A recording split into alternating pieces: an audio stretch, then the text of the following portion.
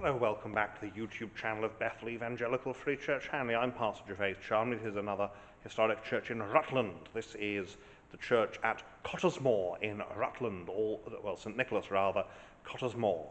It's another one of these big 14th century Rutland churches. As I said, there's a lot of money in Rutland in the 14th century, awful lot because of wool. It's an important part of England. And so that's reflected in the buildings. This has been largely restored in the 19th century. There are some older features. There are also some more modern features, particularly a memorial chapel to do with the RAF. I say Cottesmore, I think it meant from me perhaps Cottesmore, but there we go. English place names, you've got to look them up, you'll get them wrong. Well, I forgot to look this one up, never mind. As usual, then, we start at the west end. And here is the font. Now, although the top of it is 14th, maybe even 15th century, the base is Norman. It's 12th century, with these faces around the edge, and we'll see them have a little bit closer look in a moment. You'll notice there are no pews. They have been replaced with chairs, and this does upset some people, and understandably so, but it's important to remember that seating in churches, in medieval church like this, has changed enormously. In the 12th century, when the first church on the site was built, basically you were expected to stand through the service or bring your own stool. In the 14th century, you had the first benches. They'd have open backs, and so you couldn't lean back. 15th century, you get pews as we think of them, and the last set of pews here would have been Victorian, and they've been taken out relatively recently, I suspect in this century, 21st century, and replaced with these movable chairs. And what they do is they make for a more flexible space and a bit more legroom. So it's practical, even as it always was, I must say. So here is this font. You can see we've got these little faces, heads at each corner. There's a figure here of a saint, perhaps St Nicholas himself. He's a bishop with his fingers raised in blessing. Over there we have the porch stair turret, and that would have led up to the parvis, the room above the porch.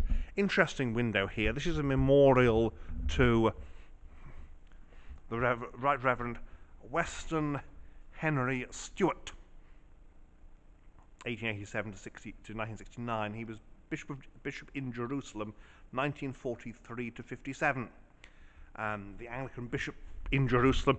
Originally it was a joint project with the Prussians, but thankfully it was abandoned as such before the First World War, because that would have been very, very messy if they had, if it had been a joint project at that point.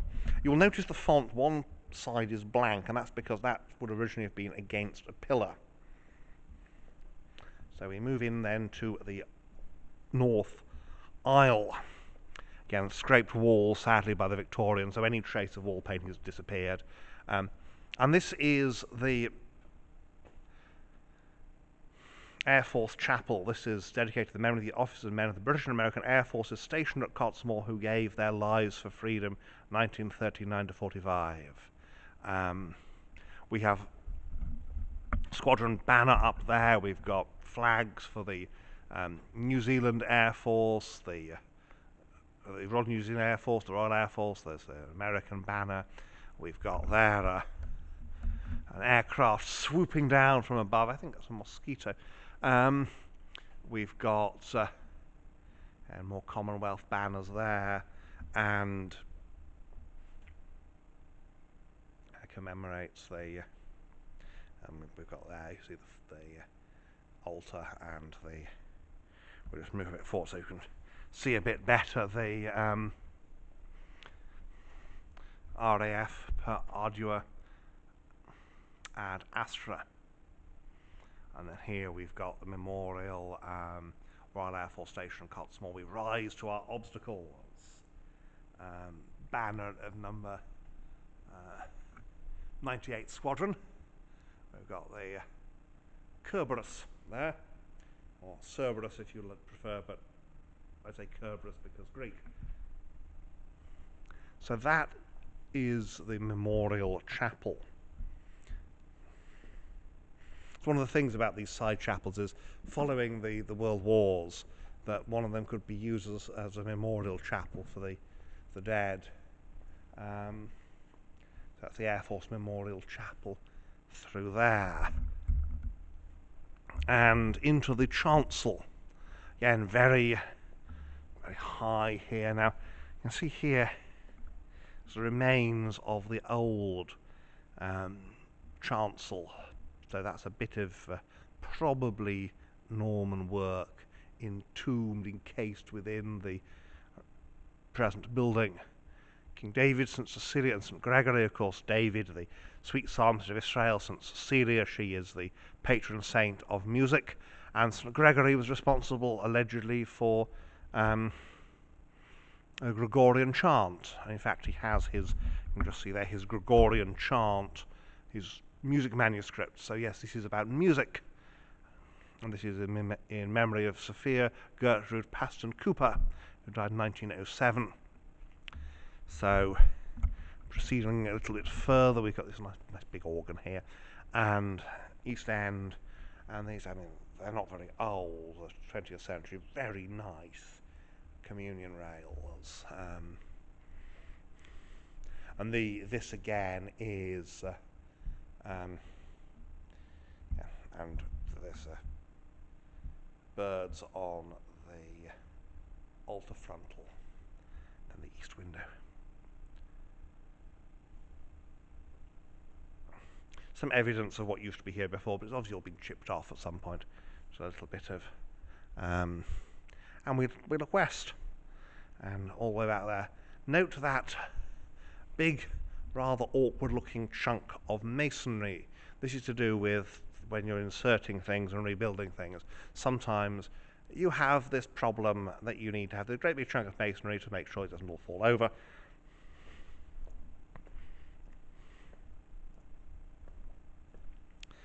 Yes, medieval craftsmen were very good at what they did, but they were not always entirely right. The pulpit is 17th century. This is, they say, not uncommon. It's obviously later 17th century from the style rather than earlier, but very good. And we have the window here. You can just see the top end of a piscina. So we turn around here and see over to the Memorial Chapel. Now down here, you don't have to look at everything, of course. Down here we have the HMS Cottesmore Memorial. Now, in the Second World War, we have this problem with escorts, because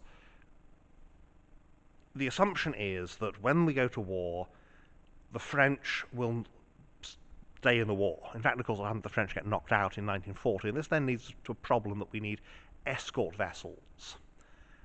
The existing escort vessels are not designed for Atlantic convoys, they're designed for really North Sea and the Channel.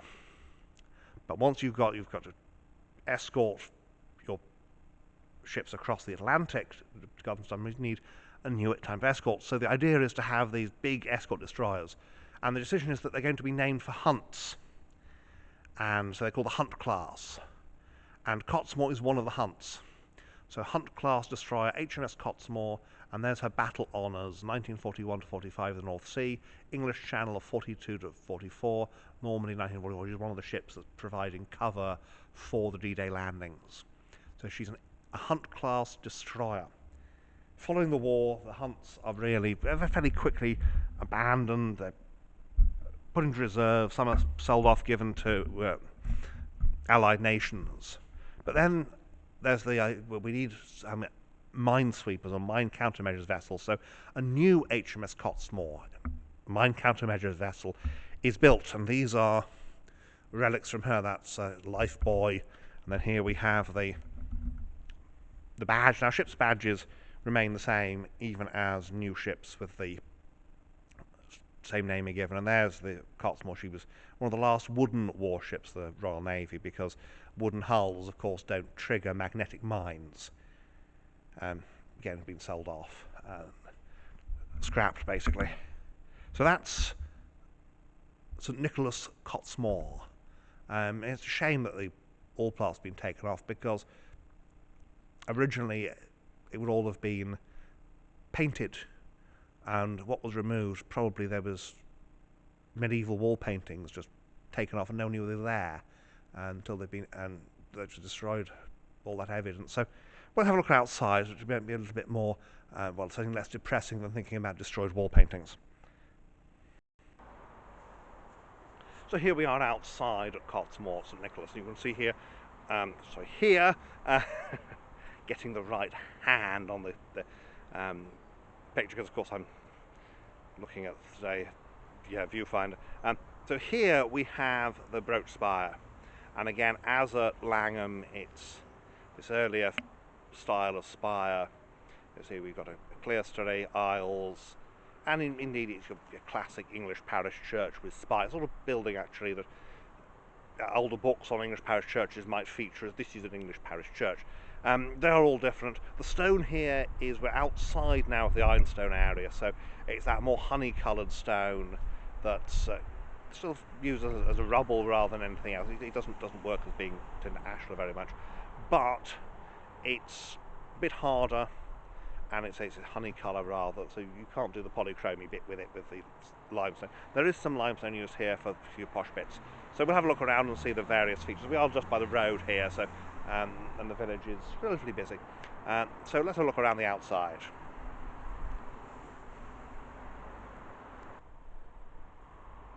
So here we are, Cottesmore, and you can see here the honey-coloured stone of the nave and aisles is this rather rubbly bit, and then you get the whiter limestone on the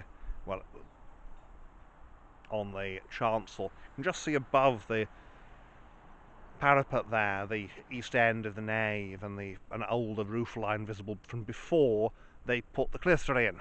Clerestories are almost always late additions, definitely is the case here.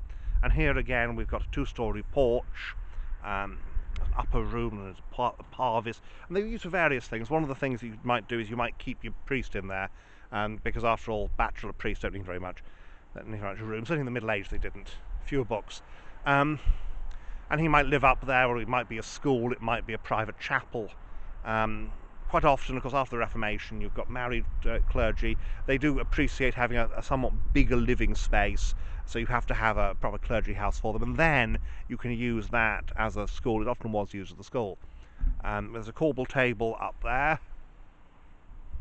and we'll go round the east end here. So there we are. You can see the window of the upper room there. They're generally used for storage today where they exist, because unless there's something really interesting up there, and there are some where there are, the Corston in Norfolk's a great example, but if there's not anything really interesting up there, well, why bother allowing access? And you need somewhere to keep stuff, and you've got a room that's not being used for anything. That is the perfect thing to do, is to have use for storage.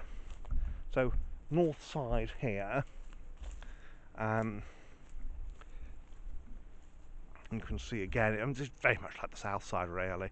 There's the vestry there, which is Victorian. But the medieval church would have had something like that, a sacristy perhaps. Sacristy, vestry, it's almost the same thing, and the idea of sacristy is it's a place where you keep your sacred things, and very often something called strong room. The vestry is where the priest puts his vestments on, puts his official clothes on. See, there's a north door, not used but semi-usable, so I was just attacked by a fly in one ear. And around here, and again, so the other big use of ashlar here, of course, is the tower, because that is a super high status structure. Towers are there to impress people. They're there to say our church is here, and they're there to draw the eyes heavenwards, as we've said at the last place, Langham. Over there is a chip shop, by the way, if you're ever here at lunchtime or supper time, you want fish and chips, and that is the place to go. So that then is, here we are. We have wallflower. which I say is a very diagnostic thing of the 14th century, this ballflower ornament. And here, as with Herefordshire, there's a lot of very posh buildings of the 14th century, as opposed to the 15th. When you get to the Cotswolds or to Norfolk, it's... oops, 15th century. The porch today does not have an upper room, in fact, but it would have originally. And the doorway here is Norman, and that's a, yet this was a Norman building, and it's just been basically replaced by the 14th century structure. So here's the door. So that is St Nicholas, Cottesmore. So there you have it, St Nicholas, Cottesmore. If you've enjoyed this video, I enjoyed coming out on this lovely summer's day, and many summer's days, so not many lovely ones this year, so good to be able to come out. So thank you for joining me on this trip, and may God bless you and keep you until next time.